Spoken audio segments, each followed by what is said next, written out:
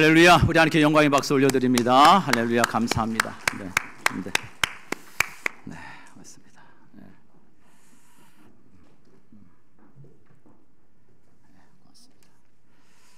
사랑의 아버지 하나님, 감사합니다. 감사합니다. 그저 감사할 뿐입니다. 하나님, 우리가 이렇게 거룩하신 하나님, 크고 놀라우신 하나님 앞에 죄인된 저희들이 이렇게 하나님을 대면할 수 있다는 것이 얼마나 큰 은혜입니까? 우리의 허물을 기억지 아니하시고 우리의 연약함을 아버지 하나님 용서하시며 오늘도 그 하나님의 자비와 은총으로 우리가 잘 되기를 바라시는 아버지여, 그 하나님께만 정말 고백하고 그 하나님만 바라보고 그 하나님만 높이기를 원합니다. 오늘도 우리 사랑하는 성도들, 하나님 세상 가운데 살면서 지치지 않고 하나님이 주시는 은총 안에 정말 주신 것들을 정말 기쁘고 감사하게 여겨서 또 11조를 하나님께 드리고 또 감사의 예물을 드리고 또 기타 마음에 주시는 그 은혜를 따라 이런저런 모양으로 하나님께 물질을 올려드립니다. 하나님 받아주세요. 하나님 받아주세요. 주여, 우리의 연약함을 보지 아니하시고 우리의 결코 크고 작음을 따지지 아니하시고 우리의 믿음을 보시는 줄 믿습니다.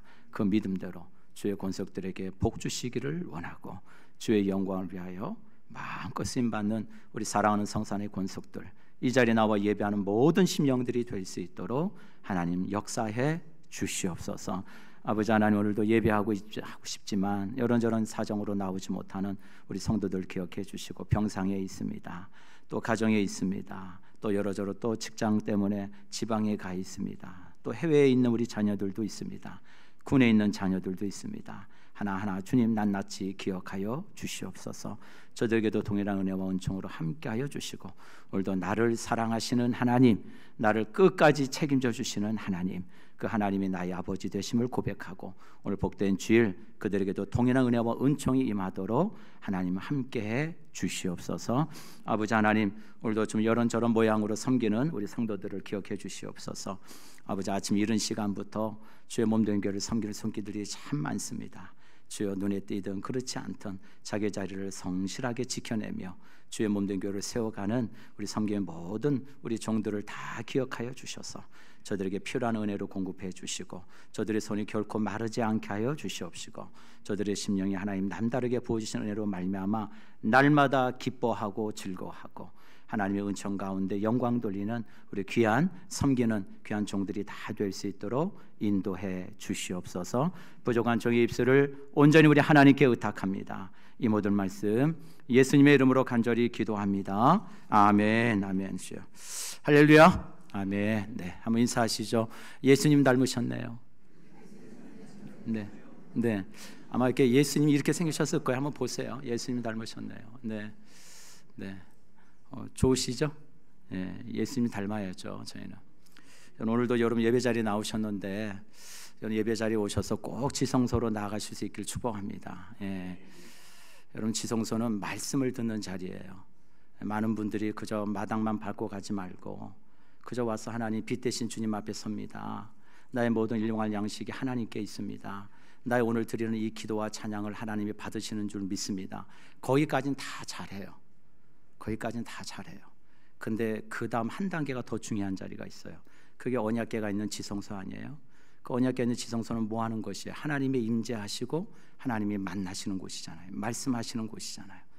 우리 사랑하는 성산의 가족들이 정말 주의 음성 듣고 말씀을 듣고 돌아가시기를 주의 이름으로 간절히 축복합니다. 네. 9월의 마지막 주일이죠. 비가 많이 내립니다. 예, 비가 참 많이 내리네요. 비가 내리니까 좀 마음도 이렇게 좀 차분해지는 것 같기도 하고, 아마 이 비가 그치고 나면 가을이 더 짙어가겠죠. 야, 어느새 보니까 이렇게 단풍이 다 졌네. 어느새 이렇게 또 세상이 또 색깔이 이렇게 변했네. 아마 그런 고백이 있지 않을까 싶어요. 여러분, 가을 되면 우리 안에 떠오르는 이미지가 있죠. 하나는 결실이라는 거예요. 가을 되면 늘 우리는 항상 생각합니다. 올 한 해 내가 맺어야 될 결실이 뭐지? 맺혀지는 결실이 뭐지? 열매가 뭘까? 아마 그걸 떠올리게 되죠. 또 하나는 세상의 변화예요. 색깔들이 오색 변화로 변하는 그 아름다운 변화를 보면서 우리는 또 한 가지를 깨닫게 됩니다. 아, 그렇구나. 우리 하나님의 섭리와 인도하심은 변함이 없으시구나. 우리 하나님이 만드신 이 창조 세계는 항상 틀림없이 변함없이 정확하게 하나님의 주권대로 흘러가고 있구나. 우리가 그 세상의 변화를 통해서 그걸 보는 거 아니에요? 봄이 있고 여름이 있고 가을이 있고 겨울이 와요. 참 한 번 틀려본 적이 없는 것 같아요. 그렇지 않아요? 예. 갑자기 봄이 되었다가 겨울이 오지는 않잖아요. 여러분, 그 모든 세상에 되어지는 이런 세상의 변화 속에서 우리가 꼭 잊지 말아야 될 것은 이 모든 세상의 주권자는 우리 하나님이 되십니다 라고 하는 고백이에요. 뿐만 아니라 저와 여러분의 인생도 하나님이 변함없이 지금도 선하게 이끌어 가시는 줄 믿습니다. 예. 그 하나님 꼭 만나는 우리 믿음의 종들이 되기를 다시 한번 주의 이름으로 축복합니다. 카일 아일들만이 목사님이 쓰신 카일 아일들만이라는 목사님이 계시는데, 이게 팬입니까 제자입니까 라는 책에 아마 제자 훈련하면서 아마 읽어보신 분들도 꽤 계실 것 같아요. 그래서 Not a fan, 원래 제목은 Not a fan이죠. 난 팬이 아닙니다. 여기 보면 몇 가지 팬과 예수의 제자에 대한 차이를 좀 이렇게 써놨어요. 몇 가지만 제가 좀 발췌해서 좀 몇 가지 나누려고 합니다. 팬은 예수님을 좋아하는 사람이지만 제자는 예수님을 따르는 사람이다. 팬은 일주일에 한 번 교회에 나와서 찬송하고 기도하면서 손을 흔들면서 내가 예수님을 좋아한다는 신호만 보내면 되지만, 제자는 일주일 하루가 아닌 날마다 예수님을 따라가는 사람이다. 팬은 내가 좋아하는 그분에 대한 일정한 지식을 가지고 있는 것으로도 충분하지만, 제자는 그분과 날마다 매 순간순간마다 친밀한 교제를 가지고 살아간다. 팬은 시간이 나면 내가 좋아하는 그분을 향한 관심을 표명하지만 자기의 모든 것을 걸지는 않는다. 제자는 자기의 모든 것을 걸고 따르고 닮아가고자 한다. 팬은 자신이 좋아하는 대상을 언제든지 바꿀 수 있지만 제자들의 헌신은 대상은 결코 바뀌지 않는다. 여러분, 묻겠습니다. 여러분, 예수님 잘 아세요? 여기만 아셔요? 여기는 모르시는 것 같고. 예수님 잘 아세요? 대답을 해야 그 다음에 제가 질문이 가거든요. 네, 예수님 잘 아세요? 네, 아멘, 아멘. 예수님 아시죠? 그럼 여러분 묻겠습니다. 예수님 잘 믿고 계세요? 할렐루야, 할렐루야. 야, 네. 역시 우리 성산교회예요. 예수님 잘 믿고 계시대요. 여러분, 예수님 아는 거 어렵지 않아요. 그렇죠? 예수님 아는 게 뭐 어렵습니까? 여러분, 오늘도 주일에 나와서 하나님의 말씀 대하고 목사가 전한 설교 잘 들으면 예수님은 이런 분이시구나, 그거 알아가는 게 뭐 어려워요? 뭐 그렇게 어렵지 않습니다. 근데 중요한 건 예수를 뭐 하는 게 어려워요? 믿고 사는 게. 믿고 사는 건 또 다른 영역이죠. 내가 아는 것을 아는 것만큼 믿고 사는 거예요. 그건 또 다른 영역인 거죠. 여러분, 본문의 말씀을 보면 오늘 예수를 내가 그리스도시요 살아계신 하나님의 아들이십니다 라고 탁월하게 잘 알았던 제자가 한 사람 나와요. 누구도 그의 고백을 따라오지 못할 정도로. 그런데 예수는 잘 아는데 믿고 사는 건 좀 달랐던 제자가 있었어요. 그가 누굴까요? 오늘 성경에 베드로라고 하는 인물이에요. 내가 아는 것과 믿고 사는 것이 좀 많이 달랐어요. 예수님이 수제자라고 한다면 여러분, 베드로라고 다들 이야기할 겁니다. 성격이 불 같아요. 여러분, 얼마나 불 같은지 아시죠? 나중에 예수님께서 겟세마네 동산에서 그 예수님을 잡으러 온 그 사람들을 어떻게 해요? 그냥 칼을 뽑아가지고 그냥 너희가 감히 내 스승을 잡아가, 그래가지고 누구의 길을요? 말고의 길을 막 잘라낼 정도로 불 같은 사람이에요. 나름대로 정의감이 뛰어난 사람이죠. 여러분, 그뿐인가요? 얼마나 또 성급해요. 남들 하는 거 보면 남들 먼저 하는 꼴은 못 봐요. 내가 먼저 하고 말지. 베드로가 그런 성격이에요. 여러분, 그 밤 4시경에 예수님이 그 바닷물을 걸어오실 때, 그 캄캄한 그 바다를 걸어오실 때 그 배에 있던 제자들이 막 유령이다라고 막 소리치며 놀라지 않습니까? 그럴 때 예수님이 뭐죠? 안심하라, 내니 안심하거라, 두려워하지 말거라. 주님이 말씀하실 때 다른 제자들은 정말 주님이야? 주님? 이러고 있을 때 베드로는 뭐라 그래요? 주님이시거든 나를 명하여 어떻게 하라고요? 이 물 위로 바다 위로 걸어오라 명하여 주옵소서. 참 독특해요. 참 나름대로 열정도 많아요. 주님 뭐라 그래요?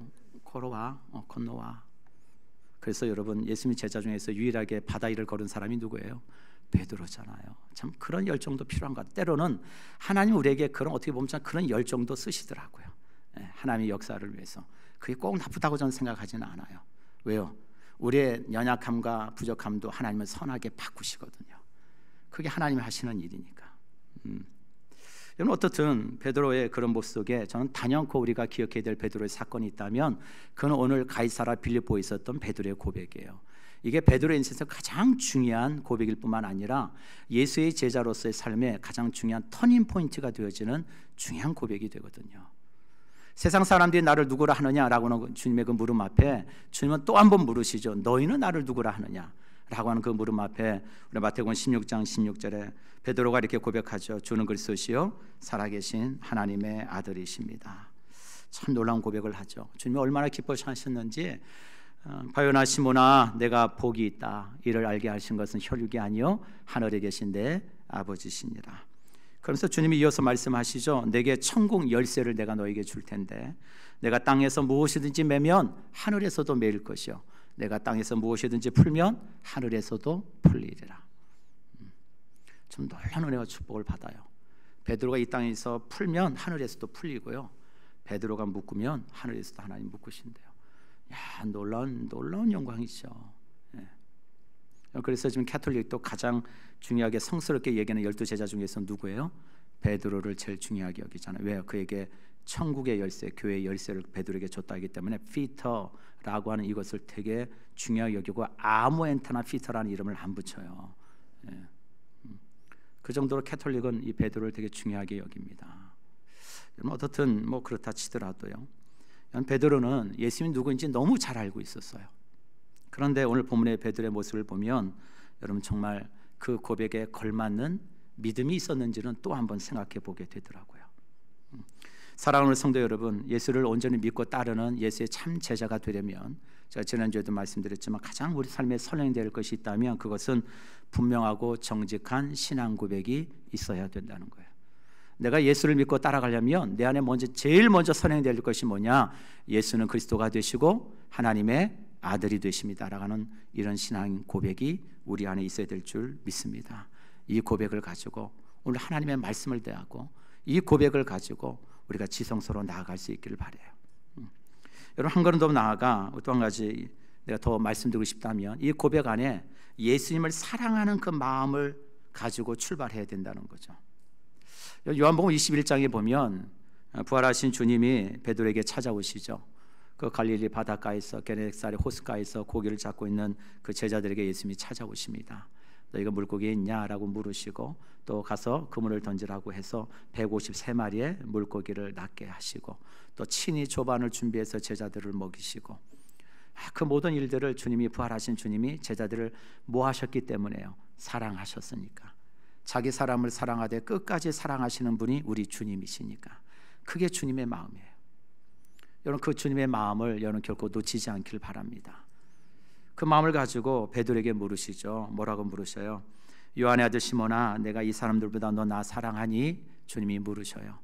이 말 속에는 이런 말이 포함되어 있는 거죠. 베드로야 난 너 여전히 사랑해. 너 미워하지 않아. 난 너 진작에 용서했어. 난 너 지금 사랑하고 있단다. 근데 너 나 사랑하니? 라고 묻는 거 아니겠어요? 3번씩이나 주님이 물으십니다. 과거에 자신의 부끄러웠던 그 모습을 떠올리면서 베드로는 조심스럽게 입을 엽니다. 예 주님, 제가 주님을 사랑하는 줄 주님이 아시는 줄 믿습니다. 내 어린 양을 먹여라. 또 물으십니다. 내가 나를 사랑하느냐? 내가 주님을 사랑하는 줄 주님께서 아십니다. 내 양을 치라. 또 물으십니다. 내가 나를 사랑하느냐? 라고 물으실 때 요한복음 21장 17절에 베드로가 이렇게 고백합니다. 베드로가 근심하여 이르되 주님 모든 것을 아시오매 내가 주님을 사랑하시는 줄 주께서 아시나이다. 내 양을 먹이라. 우리 사랑하는 성도 여러분, 내가 누군가를 정말 사랑한다면 긴 말이 필요할까요? 여러분 어떠신가요? 내가 누군가를 진실로 사랑한다면 뭔 말이 필요해요? 난 너 사랑해. 그러면 정말로 나도 그 사람을 사랑한다면 말 한마디면 되는 거예요. 나도. 무슨 긴 말이 필요해요? 나도 너 사랑해. 그러면 되는 거 아니에요? 그런데 그게 아니니까 내 마음에 당신을 사랑하는 마음에 확신이 없으니까 자꾸 말을 빙빙 돌리고 말이 길어지고 그리고 필요 없는 얘기들을 하게 되는 거죠. 여러분 그게 진짜라면 우리가 믿는 진짜 신앙이라면 주님이 저와 여러분들에게 너 나 사랑하니? 라고 묻는다면 저와 여러분의 대답은 뭘까요? 예 주님 제가 주님을 사랑합니다. 그 말 한마디면 되는 거 아니겠어요? 오늘 그 사랑의 마음을 가지고 우리가 가져야 될 분명한 고백은 주는 그리스도시요 살아계신 하나님의 아들이 되신다는 거예요. 또 하나는 오늘 본문의 말씀을 통해서 말씀에 대한 수용 받아들임이 있어야, 그 말씀을 진정으로 믿음으로 받을 수 있어야 예수를 따르는 인생이 될 수 있다고 하는 사실이에요. 오늘 31절 33절을 같이 한번 보겠습니다. 시작. 인자가 많은 고난을 받고 장로들과 대제사장들과 서기관들에게 버림받아 죽임을 당하고 사흘 만에 살아나야 할 것을 비로소 그들에게 가르치시되 드러내놓고 이 말씀을 하시니 베드로가 예수를 붙들고 항변하며 예수께서 돌이키사 제자들을 보시며 베드로를 꾸짖어 이르시되 사탄아 내 뒤로 물러가라. 내가 하나님의 일을 생각하지 아니하고 도리어 사람의 일을 생각하는도다 하시고. 여러분 얼마나 기뻐하셨는지 베드로의 그 고백을 들으시고 드디어 주님께서 하늘의 비밀, 앞으로 되어질 하나님의 놀라운 사역을 주님이 입을 여셔서 제자들에게 말씀하셔요. 오늘 31절에 보면 이렇게 끝에 보면 이렇게 나옵니다. 비로소 그들에게 가르치시되, 그들이라고 하는 단어는 제자들을 얘기해요. 예수님을 따라오는 제자들에게 비로소 하나님의 신령한 비밀을 아는 것들을 허락하셨다는 거예요. 말씀하셨다는 거예요. 여러분 한번 좀 생각해 볼까요? 그러면 하나님의 말씀의 깊이를 알고 그 말씀의 영적인 깊이를 깨달아가고 정말 우리가 알 수 없는 크고 놀라운 일들을 깨닫고 알아가는 그 신령한 하나님의 말씀을 듣고 아는 일에는 뭐가 선행이 돼야 된다는 거예요? 우리의 분명한 신앙의 고백이 따르지 않으면 주님은 말씀하시지 않는다는 거예요. 다시 말해서 오늘도 여러분 이 자리에 와서 저와 여러분의 심령과 마음속의 중심에 주는 그리스도시여 살아계신 하나님의 아들이 되십니다라는 분명한 이 믿음의 고백을 가지고 주님 사랑합니다 라고 하는 고백을 가지고 나아가는 인생에게 하나님은 뭐 하셔요? 하늘의 비밀을 여시고 하나님의 말씀을 그에게 전하시고 깨닫게 하신다는 거죠. 왜요? 그렇지 않으면 아무리 좋은 말씀, 위대한 말씀이라 할지라도 받아들이지 않거든요. 믿으려고 하지 않아요. 왜 그래요? 여전히 내 의가 나를 붙들고 있거든요. 들리지 않아요. 그저 내가 듣고 싶은 것만 취사 선택합니다. 여러분 그래서 베드로의 한번 반응을 한번 보실까요? 예수님이 그 말씀을 하시니까 베드로가 32절에 베드로가 예수를 붙들고 뭐 했어요? 항변했대요. 예수님 그러시면 안 됩니다. 예수님이 왜 죽습니까? 라고 예수님 도리어 책망했다고 얘기해요. 마태복음 16장 22절에 보면 주여 그리 마옵소서 이 일이 결코 주께 미치지 아니하리라.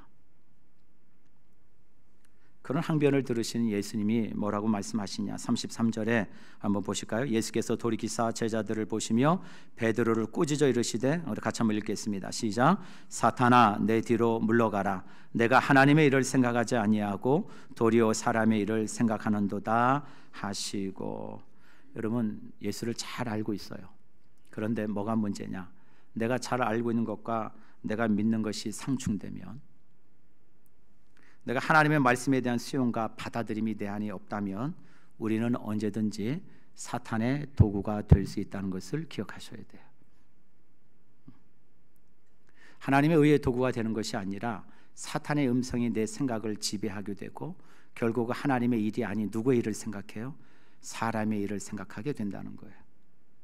내 안에 아무리 위대하고 뛰어난 고백이 있다 할지라도 그 고백에 걸맞는 하나님의 말씀에 대한 수용, 받아들임이 믿음으로 내 안에 이루어지지 않으면 어떻게 된다고요? 사단의 도구가 될 수 있는 거예요. 오늘 그 말씀을 지금 하나님은, 주님은 베드로에게 말씀하고 계시는 거예요. 여러분 제자들이 정말로 그러했는지 안 그랬는지를 잘 알 수 있는 사건이 마가복음 9장에 보면 나옵니다. 우리 마가복음 9장 33절, 35절 한번 보실까요? 마가복음 9장 33, 35절. 가버나움에 이르러 집에 계실새 제자들에게 물으시되 너희가 길에서 서로 토론한 것이 무엇이냐 하시되 그들이 잠잠하니 이런 길에서 서로 누가 크냐 하고 쟁론하였습니다.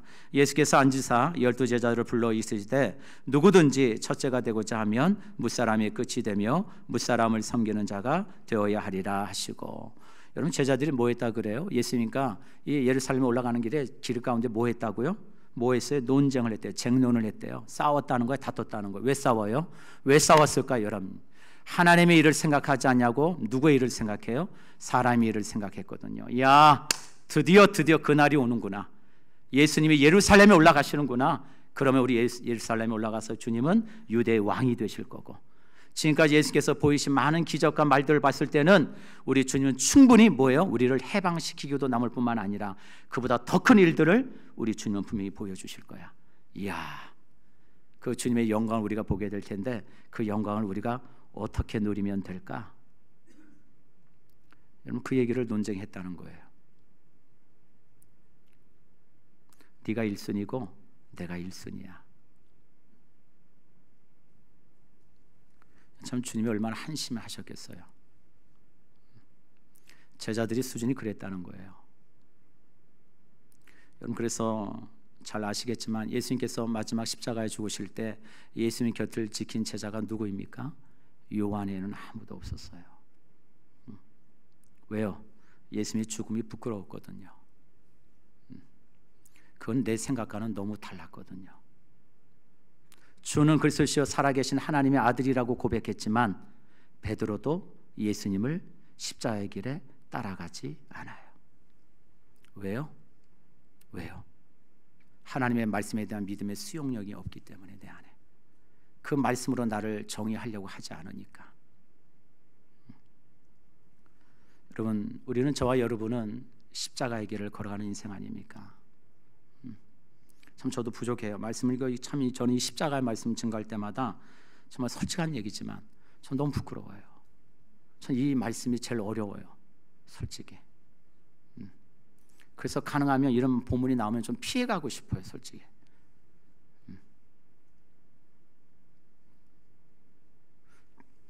그런데 우리가 정말로 들어야 될 말씀은 십자가 아닙니까?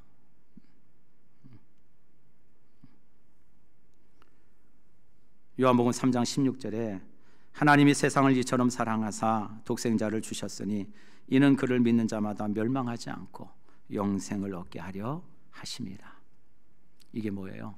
이게 하나님의 일이죠. 하나님의 일. 우리 사랑하는 성도 여러분, 내 입으로는 주라고 고백하면서 마음으로는 정말 주로 믿고 계신가요? 오늘 이 자리에서 예배는 하고 있지만 여전히 하나님의 일을 생각하기보다는 사람의 일을 만족하기 위해서 이 자리에 나와 계시는 건 아닌가요?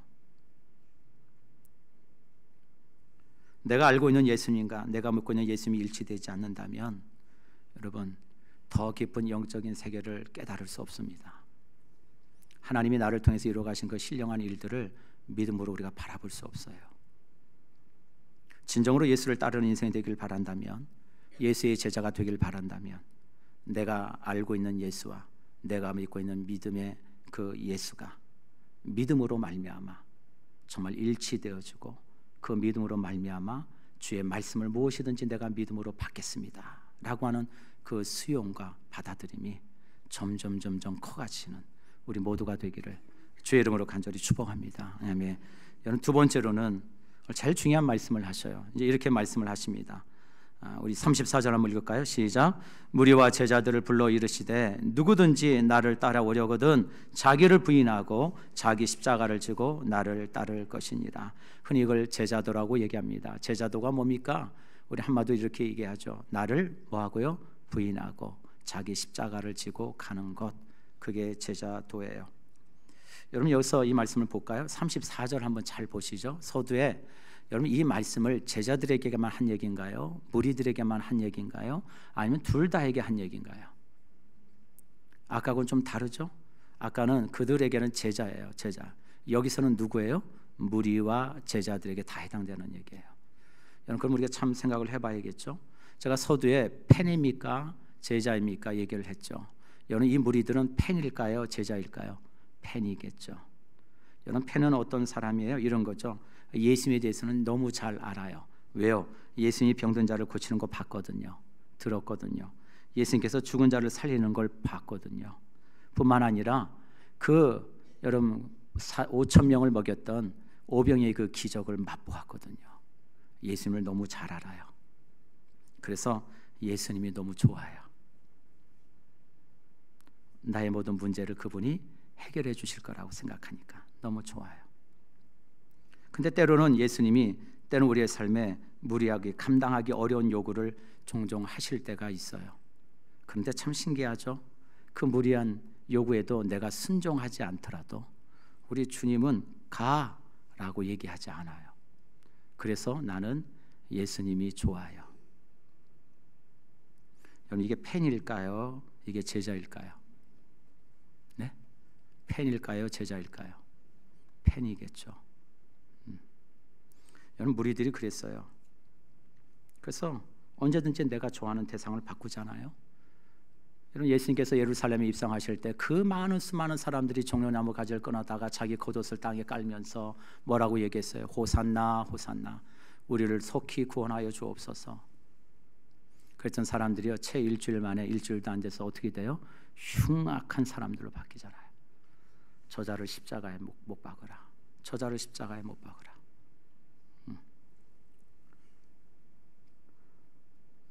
여러분, 제자는 자기를 부인하는 거예요. 자기를 부인한다는 건 자기를 버리는 거예요. 자기를 미워하라는 얘기죠. 여러분, 예수님의 제자들이 예수를 따를 때 제일 먼저 한 게 뭐예요? 버리고 갔어요. 그물을 버리고, 배를 버리고, 아버지를 버리고, 품꾼들을 버리고, 너 나 따라와 할 때 그 말씀 한마디에 모든 걸 그냥 버려두고 갑니다. 이때 버리다라고 하는 헬라어 단어가 아피엠이라는 단어인데, 이 아피엠이라는 뜻은 뒤를 돌아보지 않는다라는 거예요. 미련두지 않는다는 거죠. 오로지 누구 바라보고 가요? 날 부르신 주님 보고 가겠다는 거예요. 그래서 누가복음 9장 62절에 예수님이 이렇게 말씀하시죠. 손에 뭘 잡고요? 쟁기를 잡고 돌아보는 자는 하나님의 나라에 합당하지 아니하니라.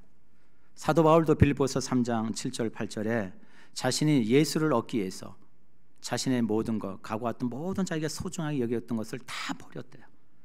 버릴 뿐만 아니라 그걸 해로 여겼대요. 해로 여길 뿐만 아니라 뭘로 여겨요? 배설물로 여겼대요. 버리고 해로 여기고 배설물로 여겼대요. 그 이유는 딱 한 가지요. 예수를 아는 것이 가장 고상하기 때문에. 우리 사랑하는 성도 여러분, 저뿐만 아니라 여기 있는 모든 분들이 다시 한번 이 본문의 말씀을 통해서 우리 스스로에게 질문을 던졌으면 좋겠어요. 나는 예수를 믿기 위해서 뭘 버렸나? 그 알량한 자존심이라도 좀 버리셨나요? 조금이라도 나를 무시하고 나에게 뭔가 공격적인 말을 한다 그러면 나도 거침없이 그 사람을 무시하고 공격하지 않습니까? 여러분, 우리의 마음과 심령 가운데 정말 예수 그리스도가 살아계신다고 믿는다면 나를 부인하셔야 돼요. 나를 부인하시고 나를 미워하셔야 예수를 따라갈 수 있습니다. 그리고 두 번째로 자기 십자가를 지래요. 이 말씀을 드리고 마칠게요. 여러분, 십자가가 뭡니까? 로마 시대 아주 뭐요? 엄청난 사형 도구였어요. 감히 누구도 십자가에 매단다 그러면 여러분 부들부들 떨 정도였다고 그래요. 여러분, 그래서 당시에 이 십자가는 흉악범들, 반역자들, 정치범들을 로마 사람들이, 로마 군인들이 잡아다가 여러분 그 십자가에 못 박습니다. 그런데 한 가지 중요한 특징이 있어요. 여러분, 대부분 이 십자가 형틀은요 1km에서 수킬로까지 십자가를 메고 걸어가게 합니다. 그러니까 그 무거운 십자가를요 그 죄인에게 등에다 딱 얹혀놓고요 그냥 걸어가라고 시켜요. 네가 거기 매달려 죽을 거니까 네가 지고 가, 이런 거예요. 네 죄값이야. 그리고 십자가를 지고 갑니다. 그래서 어디서 죽을지 몰라요. 그래서 막 죽을 것 같죠. 막 쓰러지고 그러면 막 또 채찍을 가하고 끝끝내 그러다가 어느 시점이 되면 이 사형 집행관이 스탑 해요. 멈춰. 그럼 거기서 죽는 거예요. 거기서 십자가 세고 거기다 못 박고 거기서 죽는 거예요. 거기가 자기가 무덤이 되는 거죠. 십자가는 죽는 거예요. 십자가는 내가 사는 게 아닙니다. 내가 죽어야 되는 거예요. 여러분, 날마다 여러분 십자가를 지고 간다는 건 여러분 다시 말해서 번역한다면 나는 뭐하러 가고 있는 거예요? 지금 죽으러 가고 있는 거랑 똑같은 거예요. 근데 자꾸 내가 살아요. 어떻게든지 나는 자꾸 살려고 그래요. 예수님의 영광이 드러날까요? 부족한 저에게도 여러분 기도의 말씀과 부탁을 드립니다. 목사가 자꾸 살아나지 않도록 기도해 주세요. 정말 예수 바라보고 가야죠. 창피한 얘기지만 어느 한 교회 동사 목사님이 오셨어요. 나름대로 되게 실력 있고 막 교회도 부흥시켰다고 엄청 자랑을 해가지고 그 교회 동사 목사로 부임했습니다. 그런데 그 장로님이 저한테 그런 얘기를 하시는 거예요. 깜짝 놀랐다는 거예요. 무슨 얘기가요? 저희 담임 목사님께서는 어디 가실 때 벤츠 타고 다니시던데 저는 어디 노예 가거나 뭐 어딜 때 교회 봉고 타고 다닙니다. 이게 무슨 얘기예요? 그 말뜻을 이해하시겠어요? 담임 목사님은 벤츠 타고 다니는데 나 동사 목사 앞으로 담임될 사람은 뭐 타고 다녀요? 스타렉스 타고 다닌다 이거예요. 그 말은 즉슨 뭐 해달라는 얘기예요? 한심해 죽겠어요. 제가 그 얘기 듣고는 그게 목사인가? 정신 나갔구나 이 사람이 아주.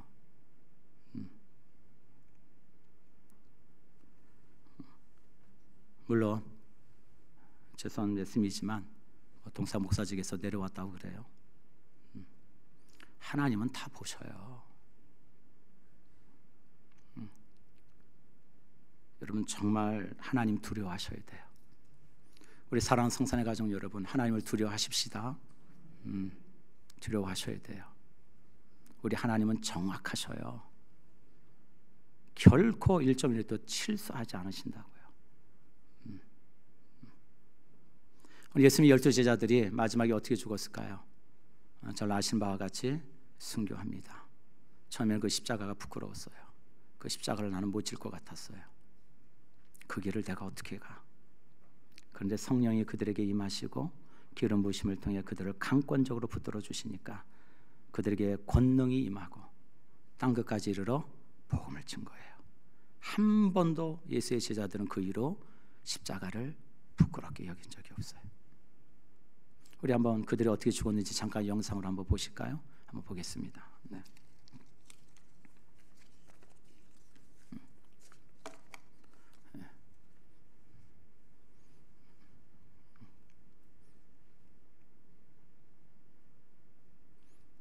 주후 36년경 스데반으로 인한 대박해가 예루살렘에서 일어나게 되고 이후 대부분의 사도들은 저마다 흩어져서 복음을 전파하다가 순교를 하게 됩니다. 가장 먼저는 세베대의 두 아들 중 하나인 야고보가 주후 54년경 유대 총독으로 임명되어 유대인들이 지지가 필요했던 헤롯 아그리파 2세에 의해서 칼에 찔려 순교하게 됩니다. 비슷한 시기 빌립 또한 터키의 히에라폴리스에서 선교하던 중에 붙잡혀 큰 나무 십자가에 매달린 채 처형을 당하게 됩니다. 이로부터 6년의 시간이 흐른 주후 60년경 갈릴리 세리 출신인 마태는 에티오피아에 있는 도시 나바다에서 비늘창에 찔려 살해를 당하게 됐고 예루살렘의 두 기둥 중 하나였던 베드로는 64년경 로마 대화재로 인해서 시작된 네로에 의한 대박해 시기에 로마에서 체포되어 십자가에 거꾸로 달려 순교하게 됩니다. 그의 동생인 안드레 또한 소아시아와 그리스에서 사역하다가 로마 지방 총독에게 붙잡혀 몽둥이로 맞은 뒤 X자형 십자가에 매달려 방치된 형벌로 순교하게 됩니다. 알페오의 아들 야고보는 팔레스타인과 이집트를 오가며 선교하던 중 예루살렘에서 유대인들에게 붙잡혀서 성전으로 끌려가 막대기와 돌에 맞아 순교하였습니다. 다데오는 항상 배를 타고 선교 여행을 다녔는데요. 동방 페르시아에까지 가서 선교를 하다가 그곳 이방 신상을 파괴한 채로 붙잡혀서 순교를 당하게 됩니다. 가룟 유다 대신 12제자 중 한 사람이 된 마띠아는 터키 갑바도기아에서 선교하다가 돌에 맞은 후에 참수형을 당했고 도마는 저 멀리 인도에까지 가서 선교하다가 창에 찔려 순교하였으며 바돌로메라고 불리우는 나다나엘은 소아시아에서 사역하다가 인도로 건너가 복음을 전하다 그곳 전통에 따라 몽둥이로 맞은 다음 산채로 가죽이 벗겨진 후 참수를 당해 순교당했다고 합니다. 열심당원인 시몬은 74년경 페르시아에서 거꾸로 매달려 톱에 몸이 잘렸고 마지막으로 세베대의 아들 요한은 90년경 도미티아누스 황제에 의한 대박해 기간에 붙잡혀 반모섬으로 유배되었다가 이후 풀려나서 에베소에서 100년경에 자연사했다고 합니다. 히브리서 11장 38절에서 여기까지 보시죠. 네, 영상 끊어 주실래요? 네. 여러분, 예수님의 12 아들이 어떻게 죽었어요? 순교했습니다. 기꺼이 주의 길을 갔어요. 저희들도 그 길을 가고자 주의 부르심 받은 하나님의 백성들 아닙니까? 네. 우리 성산교회는 누가 뭐라고 해도 십자가의 길, 주님의 길을 기뻐하고 즐거워하고 자랑하고 그것을 증거하는 우리 공동체가 될 수 있기를 주의 이름으로 축복합니다. 우리 기도합시다. 예. 오늘 말씀을 붙들고 우리 같이 한번 1, 2분 정도 우리 같이 우리의 심령과 마음을 주님 앞에 내려놓고 빛 대신 주님만 바라보길 원합니다. 우리의 모든 삶을 채우시고 공급하시는 하나님께 내 모든 것이 아버지와 달려 있음을 믿습니다. 나의 지금 이 기도를 들으시고 응답하시는 이가 선하시고 인자하신 하나님이 되시는 줄 믿습니다. 오늘도 지성소에 엎드립니다. 그 말씀의 언약 앞에 엎드립니다. 하나님 말씀해 주세요. 나를 다스려